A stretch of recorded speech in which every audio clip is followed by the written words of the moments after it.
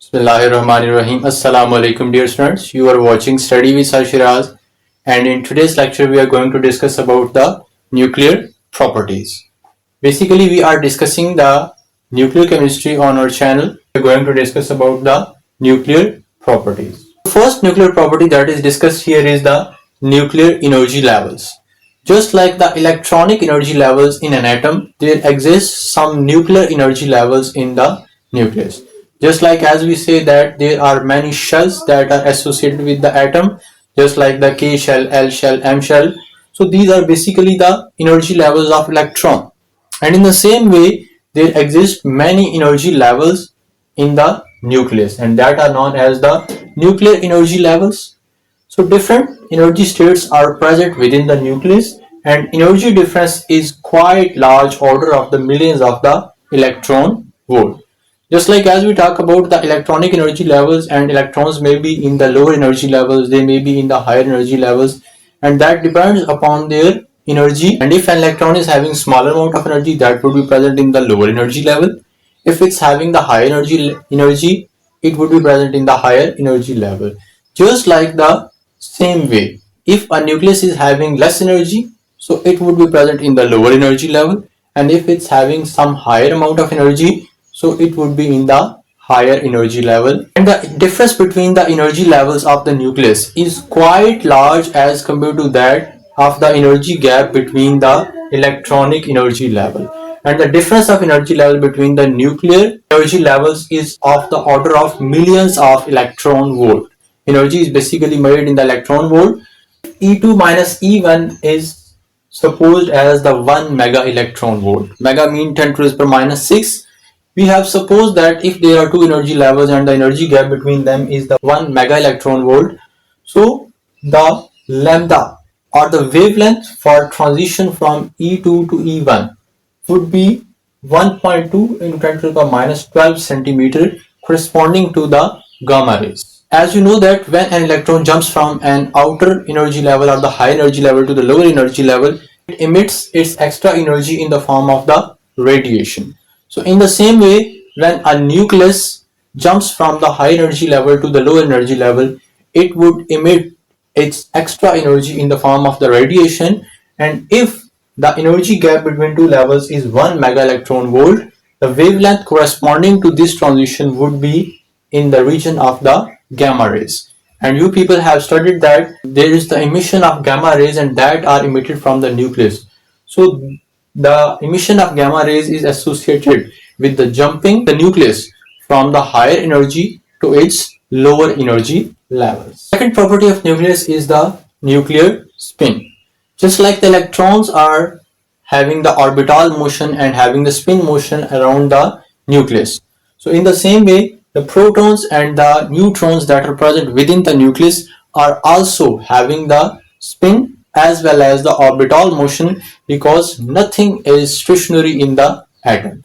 So this spinning and orbital motion of the protons and neutrons leads to the generation of the angular momentum of the nucleus.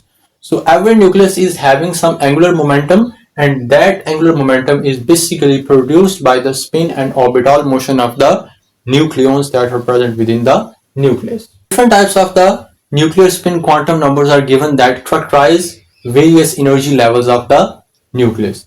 Just like you people have studied about the quantum numbers that are electronic quantum numbers, that is principal quantum number, azimuthal quantum number, magnetic quantum number, spin quantum number, that quantum numbers are for electron. In the same way, there are some quantum numbers that are associated with the nuclear energy levels, and that quantum numbers are basically represented by the I.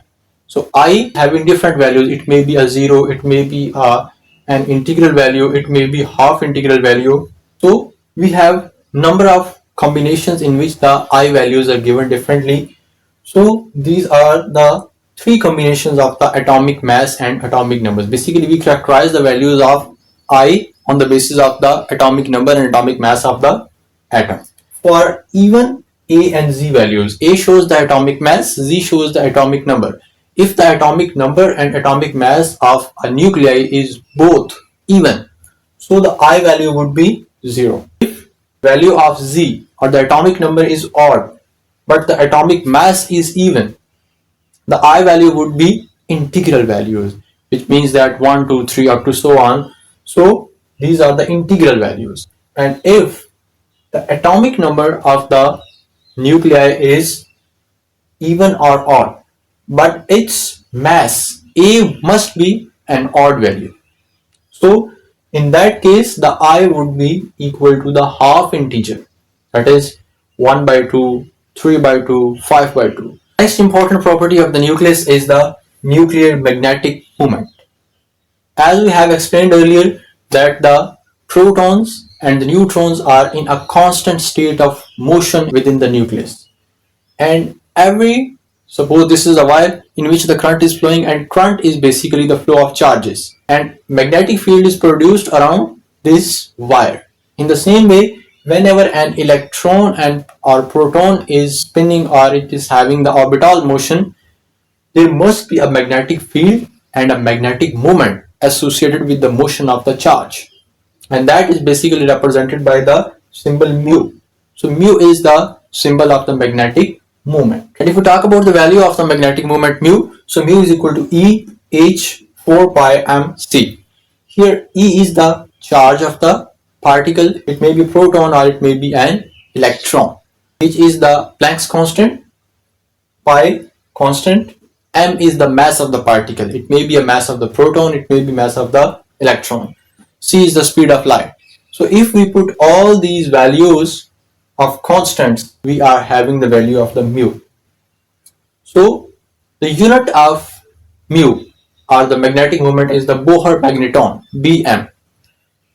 As we know that a proton is 1836 times heavier than the electron, and you people can observe here that the inverse relationship between the mass of particle and the mu. Greater the mass of particle, smaller would be the value of the mu.